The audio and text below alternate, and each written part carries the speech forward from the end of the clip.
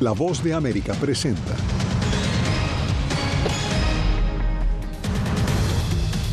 Manifestaciones pro-Palestina provocan arrestos, expulsiones y suspensión de clases en varias universidades a lo largo de Estados Unidos. Gobierno Biden presiona a Hamás para que acepte un alto al fuego en Gaza. Entra en vigor la prohibición del aborto después de las 6 semanas en el estado de Florida. Y 4 meses después de proscribir al Miss Universo, Nicaragua lanza su propio certamen de belleza.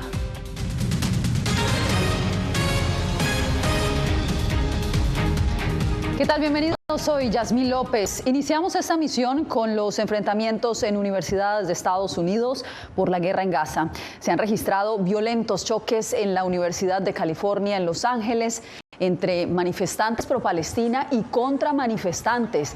También hubo enfrentamientos, esta vez con la policía en la Universidad de Wisconsin-Madison. Lo mismo se reportó en la Universidad de Minnesota. Vamos en directo a Nueva York con Ángela González, quien ha estado en el epicentro de estas protestas. Ángela, ¿cuál es la situación hoy en la Universidad de Columbia?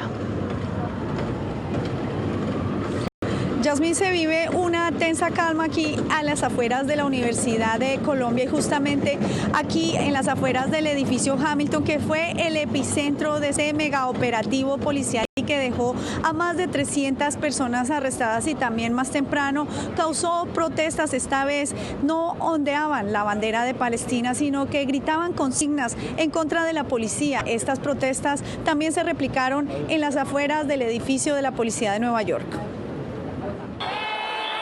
La Policía Antidisturbios de Nueva York irrumpió en el edificio Hamilton Hall de la Universidad de Columbia, ocupado por manifestantes pro-Palestina.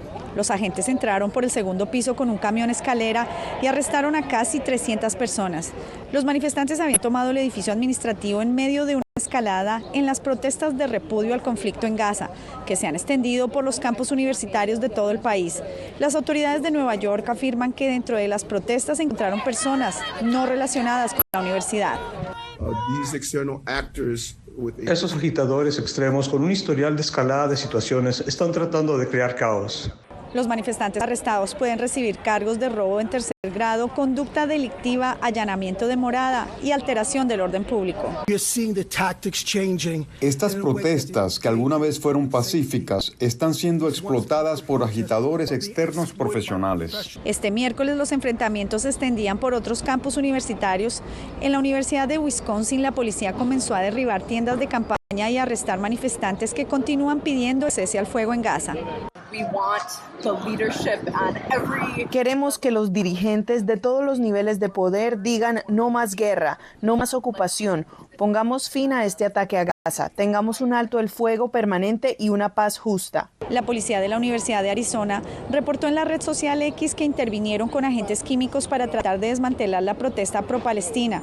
Y la Universidad de Tulane llamó a la policía de Nueva Orleans para ayudar a dispersar a los manifestantes. Yasmín, en un comunicado, la rectora de la universidad dijo que tomará tiempo para sanar y que no descarta estudiar las demandas de los estudiantes que aquí protestaron. También que la presencia policial se mantendrá hasta el próximo mayo 17. Regreso contigo.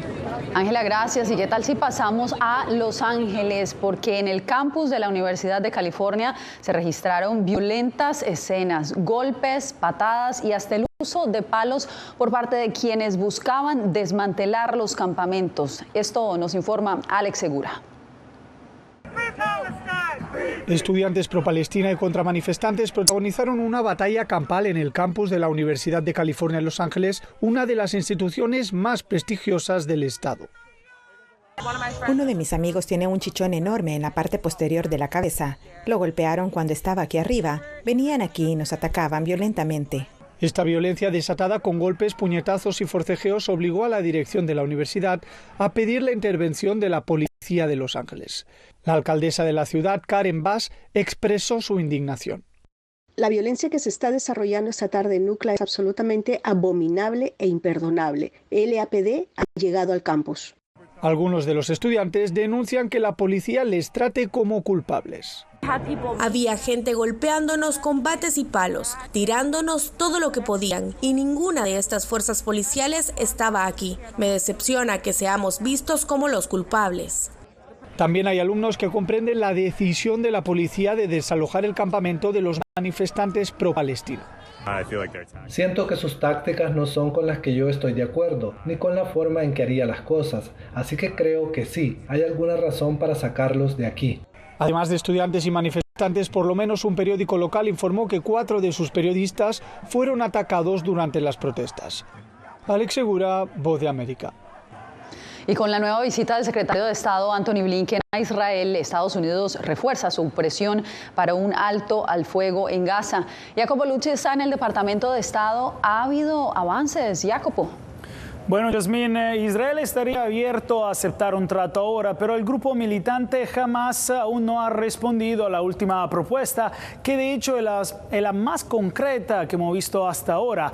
Liberar un pequeño número de rehenes a cambio de un alto temporal a las hostilidades y la entrada de más ayuda en la franja, más ayuda humanitaria obviamente. Según el secretario Antony Blinken, Hamas debería aceptar este trato y dejar de obstaculizar los intentos para brindar más alivio a los civiles en Gaza. Sin embargo, aún no hay certeza de que Hamas de lo que lo hará. El secretario de Estado Antony Blinken se reunió con el primer ministro Benjamin Netanyahu en Israel este miércoles en un intento de impedir que las fuerzas israelíes invadan Rafah, la ciudad sureña de Gaza, donde cientos de miles de palestinos han buscado refugio. Mientras no está aún clara la intención de Israel, Blinken también pidió que Hamas acepte un acuerdo para liberar a 33 rehenes a cambio de un alto al fuego de 6 semanas y la liberación de algunos prisioneros palestinos. Estamos decididos a lograr un alto al fuego que traiga a los rehenes a casa y lograrlo ahora. Y la única razón por la que eso no se logrará es por culpa de Hamas. Hay una propuesta sobre la mesa y, como hemos dicho, sin demoras, sin excusas, el momento es ahora. Estados Unidos espera que un alto al fuego temporal conduzca a uno permanente, mientras Hamas tiene una ventana estrecha para llegar al acuerdo, ya que Netanyahu está presionando para empezar la ofensiva en Rafah con o sin trato. Entre tanto, la administración Biden sopesa traer a ciertos palestinos a Estados Unidos como refugiados, una medida que ofrecería un refugio seguro permanente a algunos de los que huyen de Gaza. Estamos constantemente evaluando propuestas de políticas para apoyar aún más a los palestinos que son familiares de ciudadanos estadounidenses y que quieran venir a Estados Unidos. Entonces lo estamos evaluando. Se trataría de palestinos de Gaza que son familiares directos de ciudadanos estadounidenses o residentes permanentes y que hayan logrado escapar de Gaza y entrar en el vecino Egipto. La propuesta, Yasmín, de reasentar a ciertos palestinos como refugiados marcaría un cambio en la política y práctica de larga data del gobierno estadounidense. De hecho, desde su inicio en 1980, el programa de refugiados de Estados Unidos ha acogido a menos de 600 palestinos. Manténnos informados, Jacopo, gracias. Y en otras noticias, este miércoles entró en efecto la prohibición del aborto a partir de las 6 semanas de gestación en Florida. José Pernalete nos da los pormenores. A través de una polémica ley en Florida, desde hoy queda prohibido el aborto a partir de la 6ª semana de embarazo. La norma impide a los médicos realizar o inducir una interrupción de la gestación. Una ley que entra en vigor y desata la controversia entre quienes apoyan el aborto y sus detractores. Esta prohibición de las 6 semanas del aborto en Florida va a obligar a las personas que necesitan servicios adicionales de aborto a recorrer largas distancias fuera del estado para intentar acceder a esta atención sanitaria o a llevar embarazos en contra de su voluntad. Quienes adversan al aborto dicen que la ley no lo impide, sino que lo limita y regula el interés económico de las clínicas dedicadas a esta atención. Pero lo que sí va a pasar con estos lugares que hacen aborto es que van a perder negocio. Van a perder un 50% de los abortos que hicieran. Y en la Florida eso representa más de $21 millones anual. Activistas a favor de la interrupción del embarazo estiman que las minorías étnicas, incluyendo los hispanos, serán las comunidades más afectadas por esta prohibición, ya apuestan a que más de 2/3 de la población votante en Florida apoye la enmienda constitucional prevista en noviembre, un desafío que comienza de inmediato.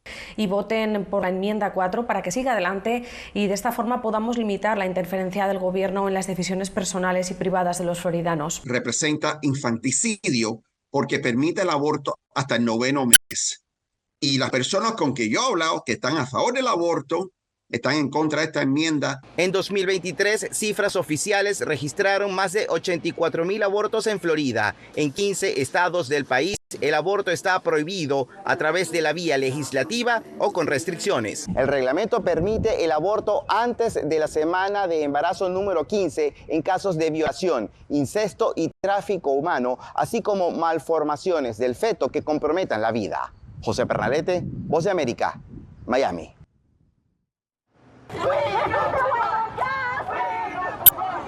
Hoy se celebra el Día Internacional del Trabajo. Aquí en Washington, cientos de inmigrantes, muchos de ellos latinoamericanos, llegaron desde diferentes lugares de Estados Unidos para pedir a la administración del presidente Joe Biden que extienda las protecciones laborales a los indocumentados. El grupo de manifestantes se reunió frente al Capitolio y terminó su recorrido frente a la Casa Blanca, marchando por una de las principales avenidas de la capital. Conseguir trabajo es lo que todos queremos, ¿no? Tener trabajo, llevar dinero para nuestros hogares, pero especialmente tener la tranquilidad de salir a trabajar y no tener problemas con las autoridades. Por eso nosotros queremos estar dentro del sistema, queremos tener una solución a nuestra situación. Nos ganamos el pan de cada día honradamente, nos levantamos a tempranas horas, no importando así lo que es el frío, el viento, la nieve, el sol.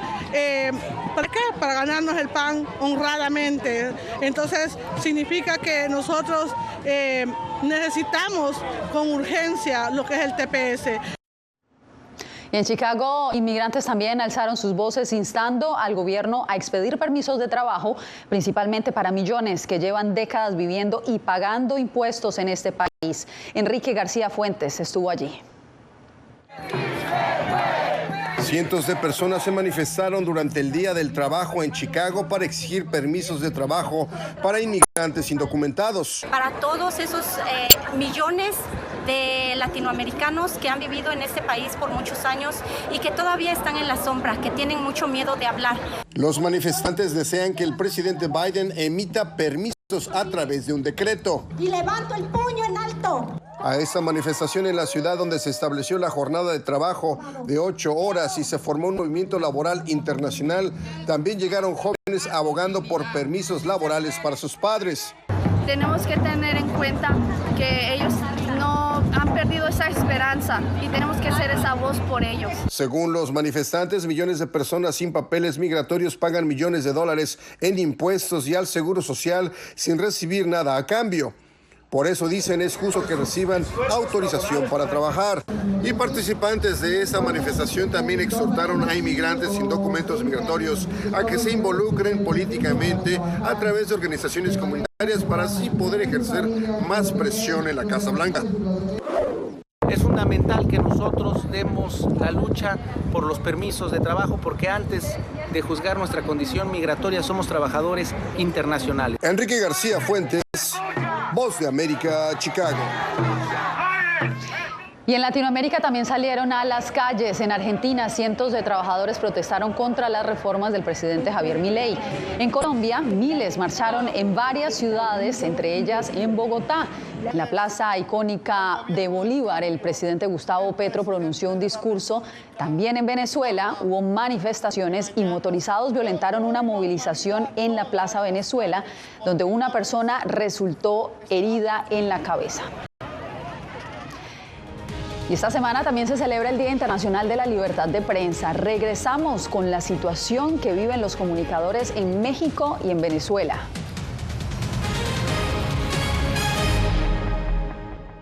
Soy Eugenia Eugenia Sagastume, corresponsal de La Voz de América en Guatemala. En el epicentro de los grandes retos, los sucesos locales desde mi país impactan a todas las naciones de la región. Con diversidad de perspectivas, acercamos a nuestras audiencias a situaciones tan complejas como la masiva migración, el crimen organizado transnacional y la situación política y social de Guatemala. En un lenguaje simple, con precisión, te conectamos con la realidad de todo el hemisferio, porque en La Voz de América, la prensa libre importa. Desde las ciudades más emblemáticas hasta los rincones más remotos del planeta. La Voz de América te trae las noticias más recientes. Con una garantía de credibilidad y balance. Como la mayor radiodifusora de noticias de Estados Unidos a la comunidad internacional, te ofrecemos una perspectiva única sobre la realidad de este país, Latinoamérica y el resto del mundo. Ya sea a través de radio, televisión, web o redes sociales, estamos a tu lado en cada plataforma. Siento miedo de ejercer periodismo. Periodismo. La prensa libre importa. Una coproducción de La Voz de América y Teleamazonas. Siento miedo de decir que soy periodista. Disponible en vozdeamerica.com. Una madre rusa busca desesperadamente a su hijo desaparecido en territorio ucraniano durante la guerra. Las autoridades militares y el presidente de su país no han respondido a sus reclamos. ¿Su última esperanza? Ir a Ucrania y encontrarlo ella misma. Mam, все будет хорошо, я тебя люблю. La búsqueda de Olga. Все будет хорошо. Давай. Disponible en todas las plataformas de La Voz de América. Hay un dicho sobre Chile. Periodismo, la prensa libre importa, una coproducción de La Voz de América y Mega Noticias. En Chile hay libertad de expresión, pero que no hay donde expresarla. Disponible en vozdeamerica.com.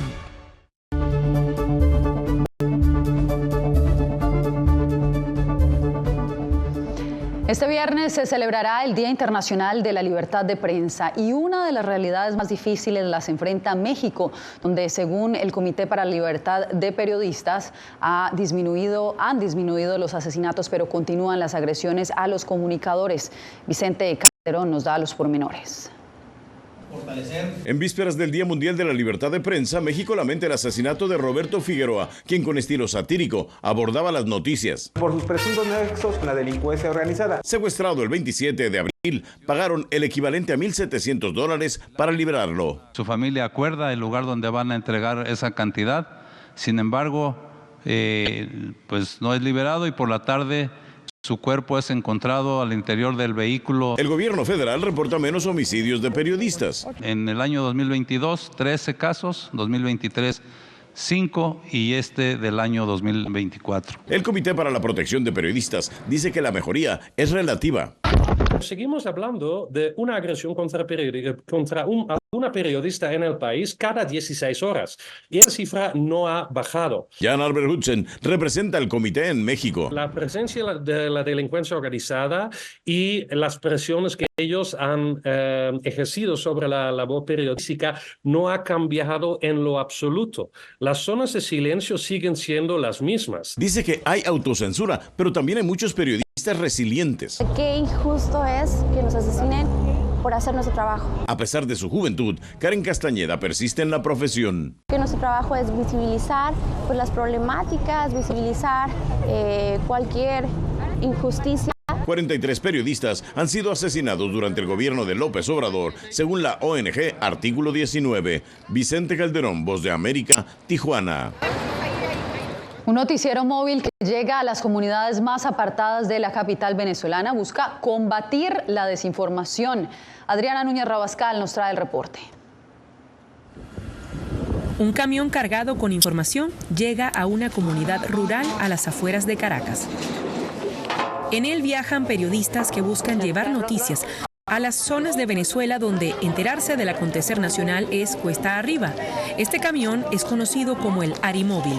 El Arimóvil está llamado entonces a cubrir parte de los desiertos informativos que hay en nuestra ciudad capital en un principio. Precisamente, el Instituto Prensa y Sociedad advierte que un 21% de la población venezolana vive en áreas geográficas donde el acceso a informaciones locales es limitado, porque no hay internet o porque las emisoras de radio han sido cerradas o censuradas. Mira, en Venezuela existen más de 50 leyes, entre decretos y decretos leyes, que restringen, criminalizan y bloquean el ejercicio del periodismo libre en Venezuela, el del periodismo independiente. El Arimóvil se constituye en una alternativa para ir a las localidades, para ir hacia ese ciudadano.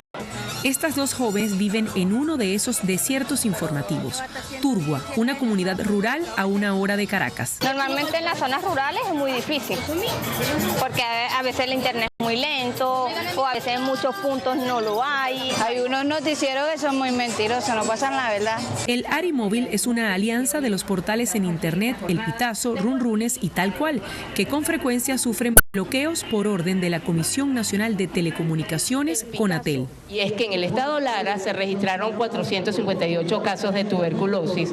El Arimóvil ya tiene 6 meses rodando por la capital venezolana, pero espera pronto poder llegar a otras ciudades del país donde el silencio informativo es aún más fuerte.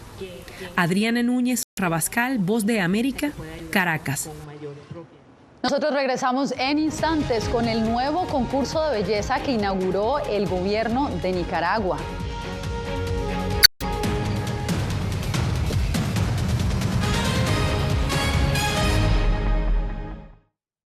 Soy Belén Mora, periodista de La Voz de América. Como reportera y presentadora tengo la responsabilidad de acercarles las historias que se generan en Washington y que impactan tu entorno cercano. Desde perspectivas diversas en un ambiente informativo en constante evolución que pone a prueba y nos hace poner en la balanza nuestros valores profesionales, te presentamos información veraz, porque en La Voz de América la prensa libre importa. En tiempos de cambios, cuando el mundo parece incierto y lo que escuchamos no refleja lo que vemos, buscamos la verdad. Cuando nos cuentan solo una parte de la historia, perdemos la confianza. En momentos de crisis, nuestros sueños, esperanzas y deseos de un mejor mañana dependen de una prensa libre. En La Voz de América te traemos las historias que la gente se arriesga a ver. Conectamos el mundo y lo unimos con la verdad.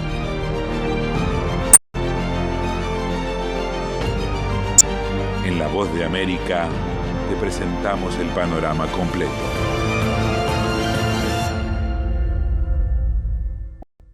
Soy Jacopo Luzzi, reportero de La Voz de América aquí en Washington, D.C. Ya sea informando desde el Capitolio, desde la Casa Blanca, cubriendo el impacto del cambio climático, el impactante tema migratorio, o subir en un avión y cruzar medio mundo para estar en el lugar de la noticia con la información precisa y veraz. Este es mi compromiso como periodista, un compromiso de vida profesional que comparto con ustedes, porque en La Voz de América la prensa libre importa.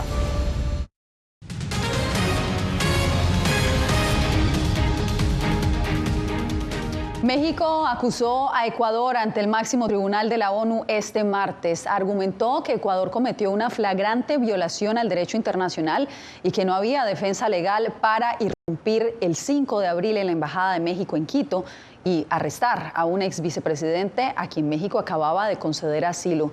El diplomático mexicano Alejandro Celorio Alcántara dijo que las acciones emprendidas por Ecuador han sentado un precedente desconcertante que repercute, según él, en toda la comunidad internacional. Hay polémica en México luego de que el oficialista Movimiento de Regeneración Nacional, Morena, publicara en redes sociales una imagen que ha generado bastante suspicacia entre los detractores del presidente Andrés Manuel López Obrador. Javier Egar nos informa de qué se trata. A un costado del Palacio Nacional, donde reside el presidente de México, se venden las playeras más cuestionadas en época electoral. Morena, en la forma estúpidamente usa una imagen de la Santa Muerte en un país lleno de muerte para hacerse propaganda. La camiseta dice: un verdadero hombre nunca habla mal de López Obrador y trae por detrás la imagen de una calavera que muchos asocian a la Santa Muerte que veneran los narcotraficantes. Ya tiene tiempo que se resolvió ese asunto en México, antes que en cualquier otro país del mundo. Y se llama libertad religiosa. Las playeras cobraron más protagonismo tras el segundo debate entre aspirantes presidenciales. Y tú eres la candidata de un narcopartido, porque esta es la promoción que hace Morena en las redes sociales. Y además le rinden culto a la Santa Muerte. Para algunos la playera es cómica, para otros es una amenaza. Me parece que de ninguna manera ninguna religión debería de estar ligado con política. En México es como muy común que los mexicanos nos burlemos y usemos ese tipo de cosas como chiste o algo así. La Iglesia Católica también ha reaccionado y mostró su preocupación por el uso de expresiones de violencia y muerte. Javier Legar, Voz de América, Ciudad de México. 4 meses después de haber proscrito el certamen de Miss Universo Nicaragua, el gobierno de Daniel Ortega lanzó Reinas de Nicaragua, Embajadoras del Amor. Donaldo Hernández nos da las reacciones. El gobierno dio por inaugurado el certamen de belleza Reinas Nicaragua, Embajadoras del Amor, con el que pretenden que mujeres de entre 18 y 25 años se inscriban hasta el 10 de mayo para competir por la corona. Las Reinas Nicaragua tendrán esa responsabilidad de promover ese amor a nuestro país para dar a conocer cada rincón de esta tierra. El nuevo certamen llega después de que en diciembre del año pasado el gobierno ilegalizó el concurso Miss Nicaragua, con el que Chainis Palacios ganó la corona de Miss Universo. Algunas aspirantes a reinas han citado consignas del partido oficialista. Con el comandante Daniel y la compañera Rosario somos bendecidos, prosperados y en victoria. Para algunas sociólogas, el certamen busca llenar el vacío que dejó el evento Miss Nicaragua, cuya directora fue expulsada del país en noviembre del año pasado. Ahora el régimen creó su propio concurso. Y otras críticas están dirigidas a la decisión del Estado de destinar recursos públicos para el certamen. No le corresponde al Estado estar organizando concursos de belleza en ningún sitio.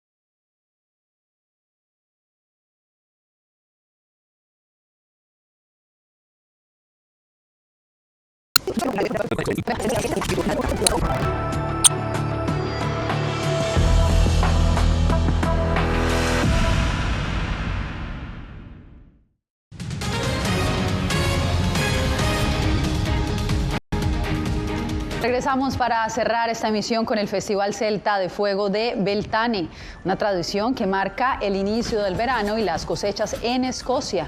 Docenas de juerguistas llegaron a Calton Hill en Edimburgo y celebraron hasta la medianoche con fuego, que según sus ancestros es purificador, y también con diferentes vestimentas de colores como el verde y el rojo, que según esta tradición simbolizan los espíritus de vida y viralidad. Con esto me despido por hoy.